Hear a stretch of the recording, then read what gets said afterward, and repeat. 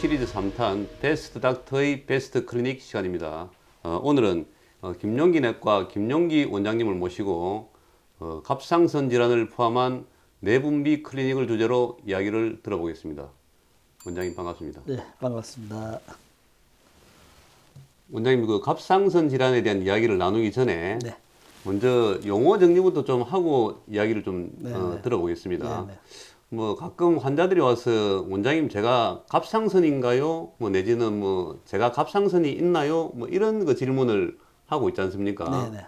사실은 뭐 갑상선이라는 거는 우리 몸에 있는 장기의 하나인데 네, 그죠? 네, 네. 뭐 좀 이거 좀 바로 잡아 좀 주시죠. 예, 많은 분들이 오셔서 갑상선 질환으로 진료를 받으러 오셨을 때, 예. 제가 갑상선인가요? 내가 갑상선 있나요? 이렇게 묻는 분이 참 많습니다. 그런데 아까 말씀하신 바와 같이 갑상선이라는 것은 우리 인체의 내분비 기관입니다. 그렇죠. 우리 심장이 있고 폐가 있고 콩팥이 있고 이렇지 않습니까? 갑상선 질환도 우리 인체에 존재하는 한 20g 좀 되는 내분비 기관입니다. 이게 굉장히 중요한 역할을 하고 이 갑상선이 없으면 사람이 살 수가 없습니다. 그래서 많은 분이 갑상선이라는 용어 자체를 병명으로 오인을 해서 오는 분이 참 많습니다. 예. 그래서 내가 갑상선인가요? 뭐 이렇게 묻는 분이 굉장히 많은데 실제 갑상선은 병명이 아닙니다. 우리 인체에 있는 내분비 기관입니다. 그래서 갑상선인가요? 하고 묻는 일은 잘못된 겁니다. 예. 원장님 그렇다면 갑상선에는 아주 여러 가지 그 질환들이 많이 있지 않습니까? 네, 뭐 대표적으로 갑상선 기능 항진증, 네, 네. 저하증, 갑상선 염, 네. 그다음에 또 결절이 생길 경우에는 뭐 심한 경우에는 이제 갑상선 암까지 네, 네. 이런 그 질환들에 대해서 좀 간단하게 네. 좀 설명을 좀 주십시오. 네, 20g 밖에 안 되는 그 갑상선이지만은 그 갑상선 안에 여러 질환이 생길 수 있습니다. 예. 우리 인체가 호르몬이 예를 들어서 하루에 100이 필요하다. 갑상선 호르몬이 100이 필요하다고 했을 때 그 100보다도 많은 양의 호르몬을 만들어내는 경우를 갑상선 기능 항진증이라고 통칭을 해서 부릅니다. 그 호르몬이 많은 항진증에는 항진증을 유발하는 원인이 많습니다.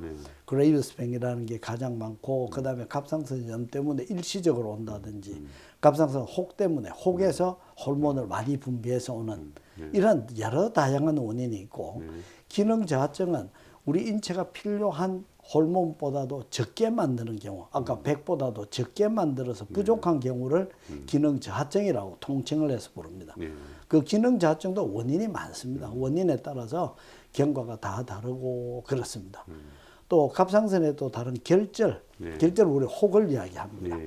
이 혹도 양성혹이 있고 악성혹, 쉽게 말하면 암이라는 흔히 부르는 그런 혹이 있고 그 다음에 갑상선에 생기는 염증, 우리가 갑상선염이라고 부릅니다만은 급성갑상선염, 뭐 만성갑상선염, 만성갑상선염에도 종류가 많습니다. 그 다음에 아급성갑상선염, 혹시 출산 후에 생기는 산후갑상선염, 뭐 이런 다양한 병들이 갑상선에 생길 수가 있습니다. 예.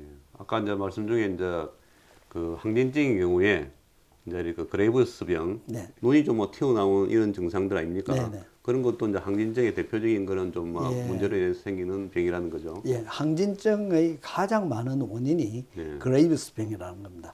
이 그레이브스병은 세 가지의 주된 그 증상으로 나눕니다.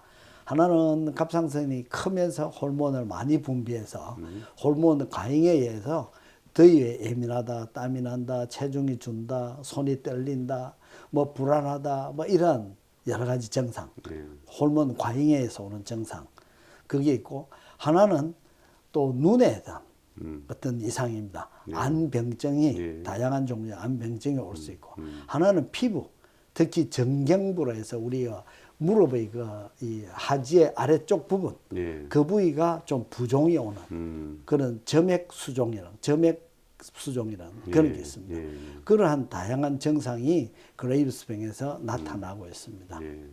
원장님 이어서 그러면 갑상선 질환과 임신에 대한 이야기를 좀 나눠보겠습니다. 갑상선 질환이 있으면 여성들의 경우에 이제 임신이 좀 잘 안 되는 그런 문제가 생기지 않습니까? 그럴 수 있습니다. 그래서 이제 갑상선 기능 항진증이 생기면은 뭐 조기에 좀 유산이 된다든지, 그다음에 또 뭐 저하증이 생기면은 뭐 배란장애가 생긴다든지 네네. 여러 가지 이제 그 이유가 있지 않습니까? 네네. 그래서 이제 이런 경우에는 여성들이 임신을 원하는 여성들이라면은 네네. 좀 적극적으로 이 갑상선 질환을 그 치료할 필요가 있지 않습니까? 네.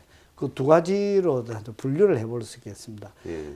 임신을 하고자 하는 분이 예. 갑상선 질환이 있을 때, 예. 자, 어떻게 할 거냐 이거죠. 예. 자, 임신을 하고자 할 때는 갑상선 질환이 있는 경우는 철저하게 갑상선 질환을 조절을 하고 임신을 하도록 권합니다. 예. 기능 항진증이 있는 경우는 임신이 잘 되지를 않습니다. 예. 자, 그때는 아주 철저한 치료를 해서 거의 정상이 된 상태에서 임신을 하도록 합니다. 예. 자, 그렇게 임신이 됐을 때 음. 임신 기간 동안에는 항갑상선제라는 약제를 사용해서 철저하게 혈중 호르몬을 조정합니다. 예. 만약에 조절을 잘 안 했을 때 조산, 유산, 뭐 또 기형, 뭐 다양한 원인 질환들이 나타날 수 있습니다. 임산부와 태아에 저체중이라든지 이런 많은 문제가 생깁니다. 예. 그래서 철저하게 조절된 상태에서 임신을 지속을 하면 아주 정상적인 그 출산을 할 수가 있습니다. 예. 또 임신 갑상선 기능 저하증이 있는 경우도 철저하게 갑상선 호르몬이 조절된 상태에서 임신을 하도록 권하고 있습니다. 그래 됐을 때는 아무 문제 없이 다 정상적으로 임신하고 출산하고 아무 문제 없습니다. 반드시 그런 경우는 주치의와 잘 의논해서 적절한 치료를 받는다면 예. 예, 아무런 문제가 없지 않을까. 이제 결절이 생겼을 경우에 이제 악성 이제 그 암이 발견되는 경우가 있을 텐데 어떤 모양을 하고 있을 때 좀 암일 가능성이 큽니까? 예. 우리 갑상선에 생긴 혹, 쉽게 말하면 결절은 예. 양성이냐 악성이냐 이 두 그룹으로 궁극적으로 나뉘게 됩니다. 예. 왜 그러냐면 외우와 치료 방향이 다르기 때문에 그렇습니다. 자, 이제 혹이 생겼을 때 이 혹이 어떤 경우에 암의 가능성이 높느냐 하는 게 그 중요한 거입니다. 특히 이제 발생하는 연령 예. 아주 어릴 때 생겼다. 또 나이가 아주 많아서 생겼다. 그다음에 여자와 남자에서 여자에서 결절의 빈도가 훨씬 높습니다만은 여자보다는 남자의 결절이 생겼을 때 암의 가능성이 좀 약간 높습니다. 그리고 과거에 우리 목 부위에 치료를 위해서 방사선 조사를 받았다. 예. 쪼인 사람. 예. 예, 그럴 경우가 또 높고 또 갑상선의 이 혹을 만졌을 때 좀 단단한 혹이다. 예. 또 주변에 우리 목의 그 근육이라든지 이런 데 이 유착이 돼 있다. 예. 예, 그럴 경우도 높습니다. 암의 가능성이. 그 다음에 또 암이라는 거는 자라면서 주변에 침범을 하기 때문에 우리가 목 신소리가 난다. 또 음식을 삼킬 때 지장이 있다. 예. 뭐 이런 몇몇 소견들이 있을 때 예. 암의 가능성이 좀 높다. 예. 예, 다 암이라고 할 수는 없습니다. 좀 높기 때문에 철저한 조사를 하라. 예, 이렇게 권하고 있습니다. 특히 유전적인 것도 있을 수 있습니다. 예, 그 수질암 같은 경우는 뭐 그 집안이 많이 나타난다. 예, 그럴 때는 더 조사를 해봐야 되고 그렇습니다. 그 어릴 때 발견되면 암일 가능성이 좀 더 크다 말씀하셨고, 그다음에 이제 대개는 좀 갑상선 질환 자체는 좀 여성이 좀 더 많이 좀 예, 맞습니다. 빈도가 좀 높은 것 같은데 그죠? 예, 거의 뭐 하지만 7대1, 10대1 정도 돼요. 그렇죠. 예. 하지만 갑상선 암인 경우에는 네. 그게 이제 남성에서 발견될 경우에는 암일 확률이 훨씬 더 높아진다. 여자의 경우에 보다 높다. 높다. 예. 비교했을 예. 때. 남자한테 결절이 생겼을 때 예. 양성 결절이 훨씬 많습니다. 예. 그러나 여자한테 생겼을 때 결절이 악성의 가능성보다 예. 남자한테 생겼을 때 예. 악성의 가능성이 여자에 비해서 높다. 예. 예. 그 비율로 그렇게 볼 때는 생각합니다. 훨씬 예, 높다는 그렇게 거죠. 생각하시면 됩니다. 예. 원장님, 저 갑상선 암 중에서도 그 유두암, 예. 여포암, 예. 근데 이런 경우는 이제 그 애호가 좀 상당히 이제 좋은 암으로 예, 이제 예, 알려져 예, 있고요. 예, 예. 그다음에 아까 말씀하셨지만은 이제 수질암, 예. 그다음에 역형성암 예, 예. 이런 거는 아주 고약하다고 좀 하는데 좀 뭐 이 좀 구분을 좀 해주시죠. 예. 갑상선 암이라고 했을 때 그 조직학적으로 우리가 분류를 해봐 암의 종류를 봤을 때 예. 우리나라 같은 경우는 유도암이 거의 90% 이상을 차지합니다. 그 다음에 여포암 예. 이게 뭐 거의 한 5, 6% 이상 뭐 이래 차지합니다. 그 나머지 일부가 수질암, 그 다음에 미분화암, 예. 역형성암 이래 예. 있습니다. 다행히 우리나라에서는 유도암이 가장 많고 그다음에 여포암. 자, 이 경우는 수술을 하고 또 이 자녀 암 조직에 대해서 방사선 요드 치료를 하게 됩니다. 네. 방사선 요드. 네. 이걸 사용하면 거의 뭐 치료를 할 수가 있습니다. 특별한 경우를 제외하고는. 그러나 이 수질암 이거는 유도암이나 여포암보다는 애호가 안 좋다 이겠죠. 그러나 가장 안 좋은 암은 역형성암, 이분암 이런 경우는 아주 안 좋습니다. 역형성암의 경우는 철저한 치료를 하고 조기 수술을 해도 뭐 1년 이내에 이 사망하는 그런 경우도 참 많습니다. 그래서 갑상선 암이라 해서 다 좋은 암은 아니다. 흔히 착한 암이라 하는데 다 좋은 암은 아니라는 거죠. 예, 그래도 암은 암입니다. 암은 암이다. 그래서 방심하면 안 되는 겁니다. 특히 이제 뭐 이래 빈도는 아주 적지만은 역형성암 아주 고약한 암.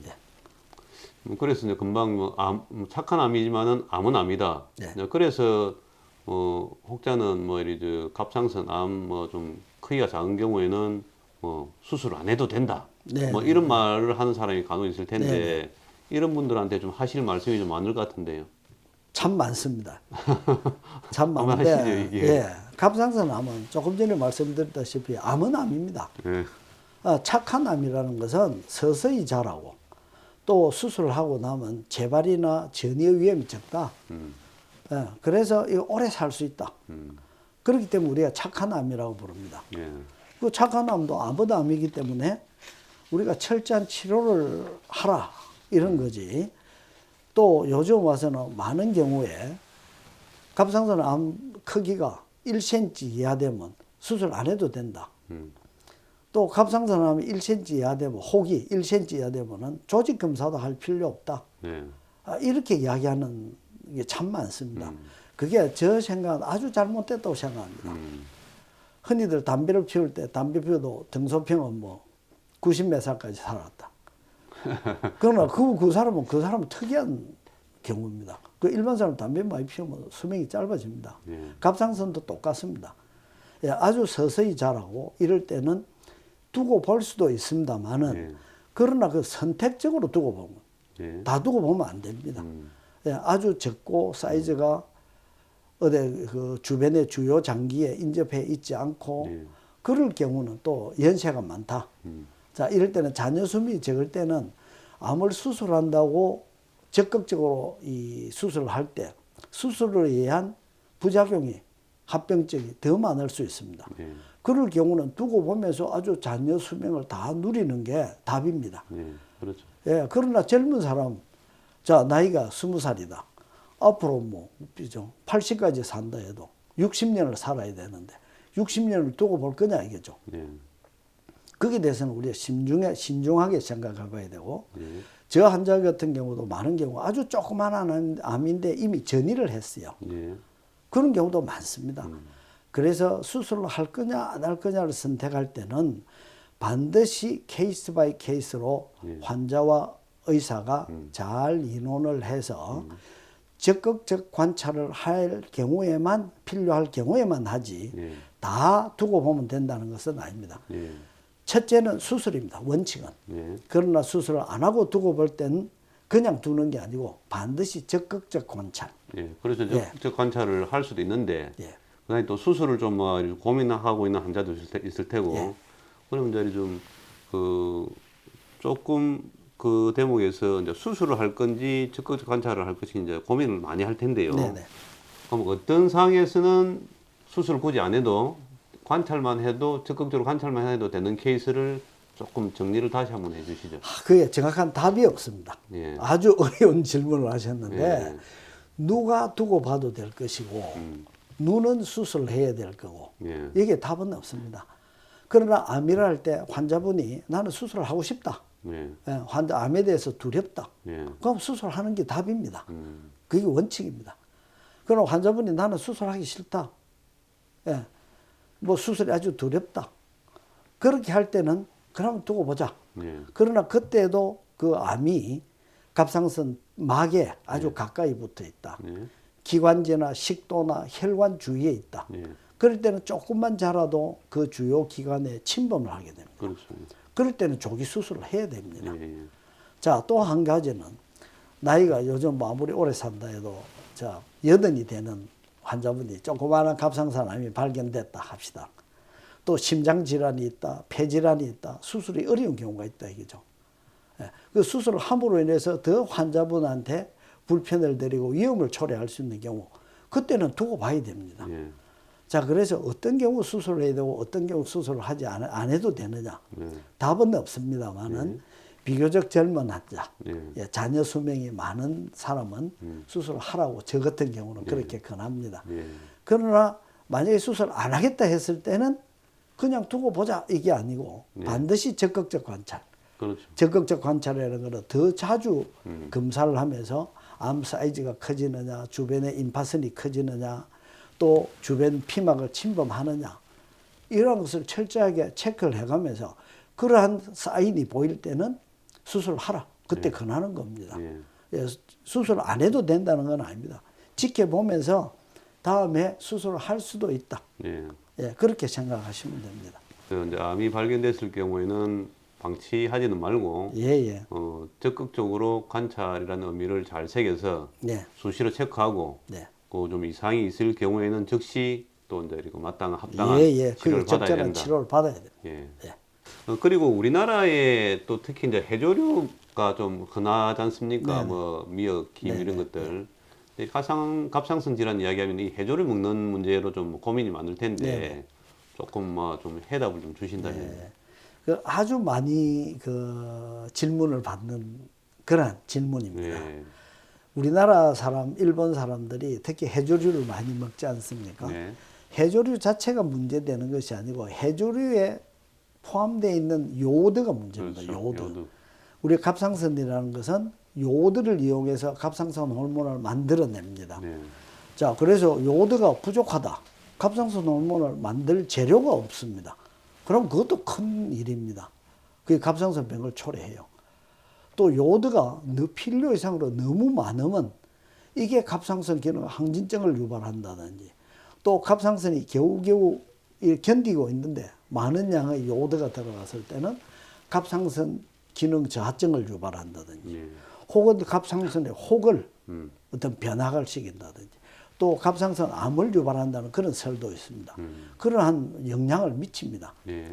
우리가 갑상선에는 요오드가 너무 많아도 안 되고 너무 부족해도 안 됩니다. 그래서 우리나라 사람, 특히 부산 이쪽은 예. 해조류를 많이 먹지 않습니까? 그렇죠. 수산물 그렇죠. 경우. 자, 그런데 너무 많이 먹는다 해도 안 좋지만은 특별한 경우 우리가 갑상선 암을 수술하고 요오드를 적극적으로 제한해야 될, 철저하게 제한을 해야 될 경우가 아니면 네. 정상적으로 먹으라고 저는 권하고 있습니다. 우리가 하루에 필요한 요오드량이 100 내지 200 마이크로그램. 네. 자, 우리나라 사람 특히 부산 이런 데서는 한 뭐 400 몇십 뭐 마이크로그램, 500 마이크로그램 이렇게 많이 먹습니다. 예. 천일염에도 들어있고 뭐 온 데서 이제 요오드가 다 예. 들어있다고요. 예. 자, 그래서 적극적으로 제한할 경우가 아니면 너무 많이는 먹지 말아라.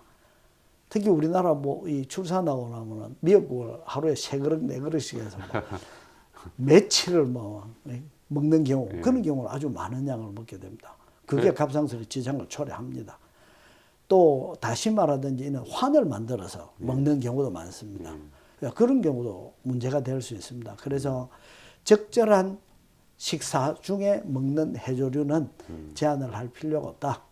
그래서 출산 후에 2, 3개월 이렇게 막 쭉 이렇게 미역국을 계속 먹는 거는 뭐 썩 바람직한 거는 아니겠네요. 예, 저는 뭐 그렇게 하지 말라.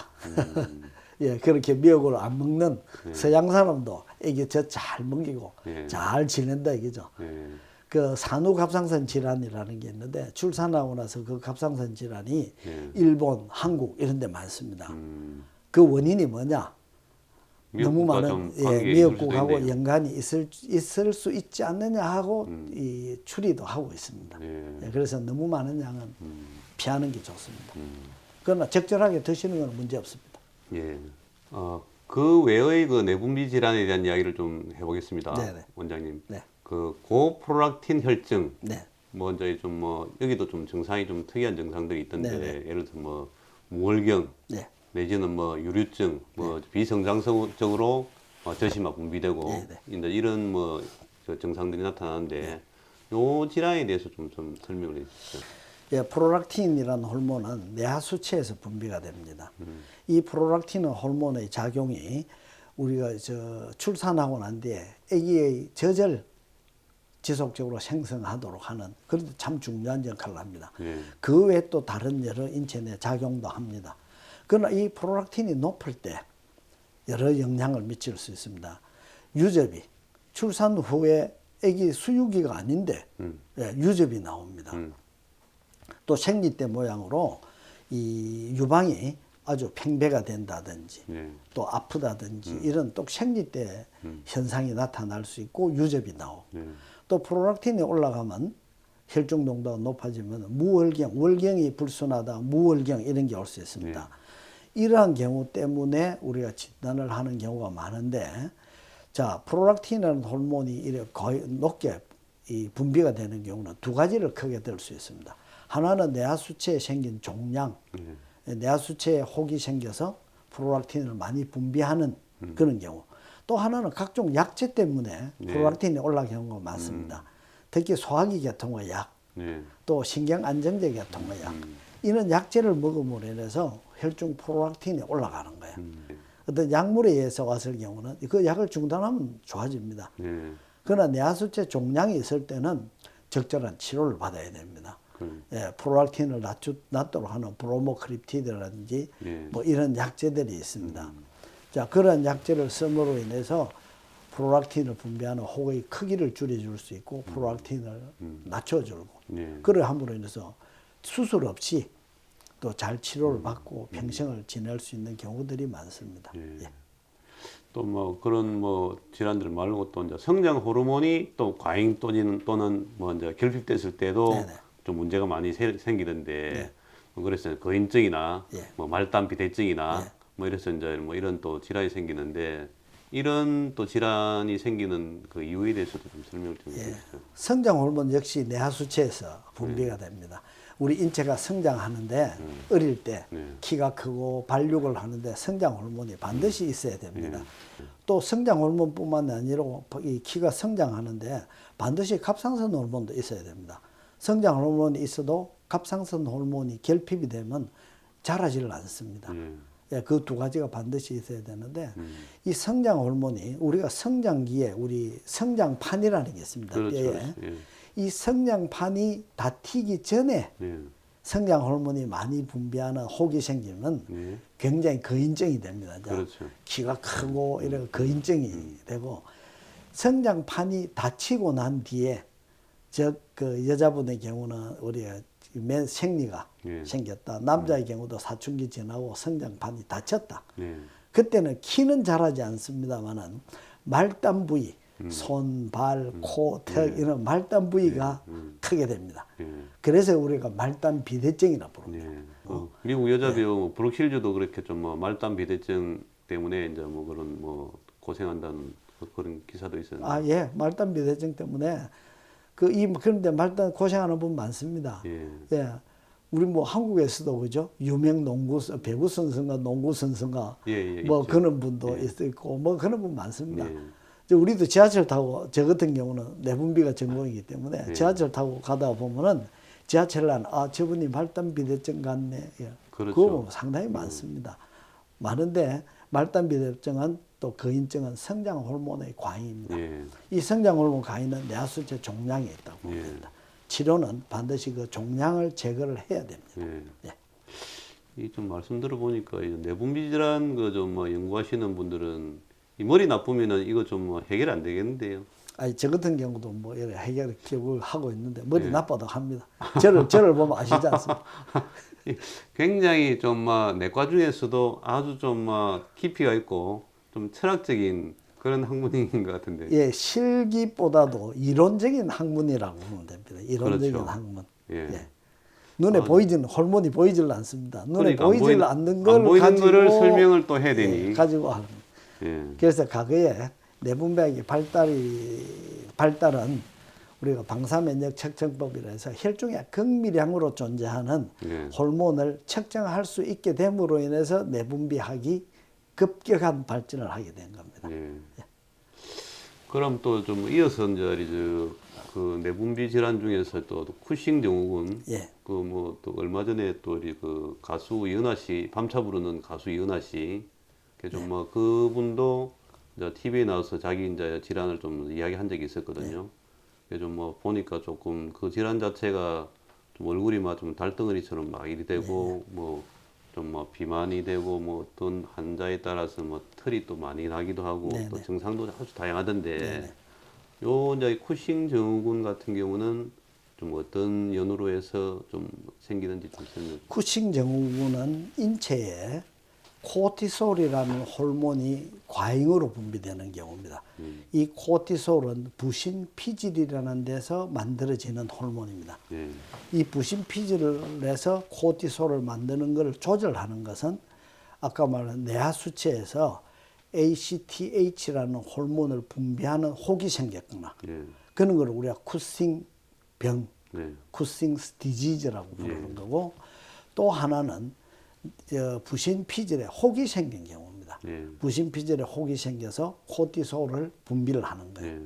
자, 이런 경우는 우리 인체 내에 코티솔이 많이 나오는 경우거든요. 이걸 쿠싱병이라고 합니다. 또 하나는 우리 흔히 관절 치료를 한다, 무슨 치료를 한다, 허리가 아플 때 주사를 맞는다, 루마티스 병이 있다, 뭐 이래서 쓰면서 부신 피질 호르몬을 치료제로 쓰는 경우가 많습니다. 그럴 경우는 그 약을 먹어서 쿠싱 증후군이 오는 경우입니다. 예. 그런 걸 의인성 쿠싱 증후군이라 합니다. 우리 인체 내에서 많이 만들어내서 코티솔을 많이 만들어내서 생기는 쿠싱병. 예. 또 약물에 의해서 나타나는 쿠싱병. 자, 이런 경우다. 스테로이드 예, 전적으로. 스테로이드. 부신 피질 호르몬을 참 많이 쓰고 있습니다. 자, 이 코티솔이 많았을 때 우리가 이제 중심성 비만이라 해서 팔다리 이런 것보다 예. 몸통, 몸통 배 전체가, 예. 이런 부분이 뚱뚱해집니다. 그리고 아까 우리가 흔히 말하는 달덩이라 합니다. 얼굴이 둥그렁해지면서 얼굴이 또 달덩이 얼굴이다. 또 혈압이 올라간다. 또 뼈가 약해진다. 이런 다양한 증상이 나타납니다. 또 쉽게 멍이 든다. 예, 예, 그렇죠. 또 이 코티솔이라는 호르몬이 많음으로 인해서 당뇨병이 온다. 뭐 이런 다양한 증상을 초래합니다. 그래서 쿠싱병도 그렇게 아주 뭐 귀한 드문 병은 아닙니다. 예, 흔히들 많이 볼 수 있는 그런 내분비 질환입니다. 반드시 치료는 아까 뇌하수체에 혹이 있을 때는 뇌하수체에 혹을 제거를 해야 되고 부신에 혹이 있을 때는 부신에 혹을 제거를 해야 됩니다. 만약에 약물을 먹어서 쿠싱병이 나타났을 때는 그 약물을 빨리 중단해야 됩니다. 그래서 우리가 부신 피질 호르몬을 남용을 하면 안 된다 하는 이유가 거기에 있습니다. 자, 이상으로 김용기 원장님으로부터 갑상선 질환과 갑상선암, 그 외의 내분비 질환에 대한 이야기를 들어봤습니다. 자, 원장님 귀한 말씀 감사드립니다. 예, 감사합니다.